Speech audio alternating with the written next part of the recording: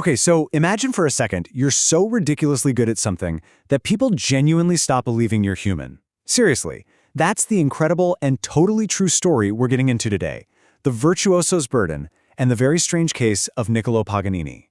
I mean, think about it. Have you ever seen an athlete, an artist, a musician, anyone, who's so talented that it just doesn't seem possible?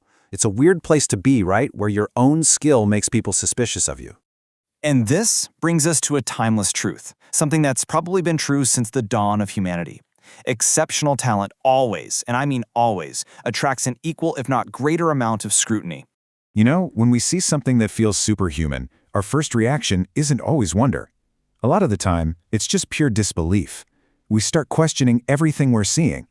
And this is exactly the bizarre reality that one of history's greatest musical geniuses, Niccolò Paganini, found himself living in. Now, if you've never heard of Paganini, get ready.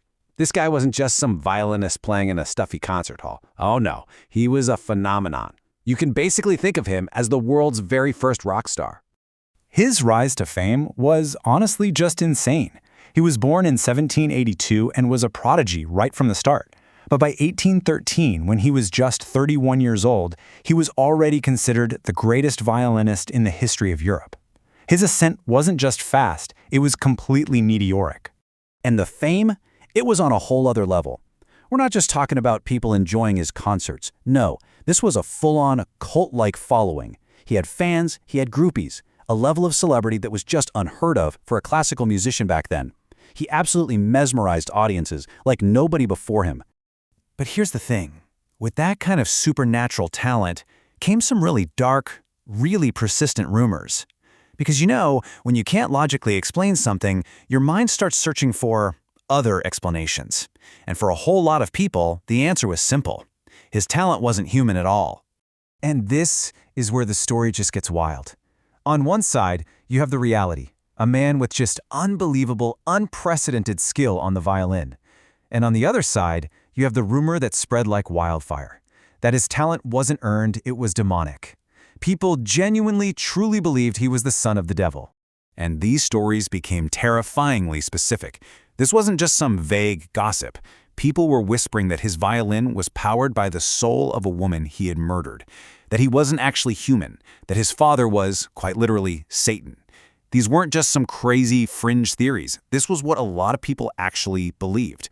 So, as you can probably guess, this whole son of Satan thing started to have a pretty devastating impact on his life and his career. I mean, he wasn't just fighting bad press. He was fighting the widespread belief that he was an actual agent of evil.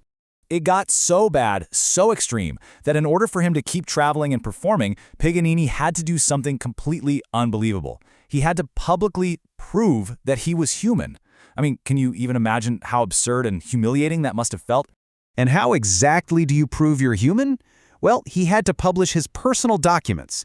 We're talking letters from his own mother, even his birth certificate. He had to lay his family's private life bare for the world, all to convince people he wasn't the son of the devil. But here's the real kicker. Even after he provided proof, actual documented proof, the shadow of these rumors never really left him. That association with the devil followed him for the rest of his life. It's almost like the public preferred the wild myth over the actual man. So what's the moral of this totally strange and incredible story? What are we supposed to take away from Paganini's very unique, very heavy burden? Well, it really boils down to what you could call the Paganini principle. Step 1, genius attracts scrutiny. The more you break the mold, the more questions people are going to ask. Step 2, doubters will demand proof, and it's often proof of the most ridiculous things.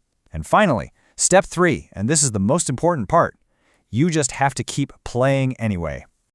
And this really gets to the core of it, right? That intense reaction from people, the doubt, the hate, it's often a sign that you are on the right track. It's proof that you're pushing boundaries, that you're challenging what people thought was possible.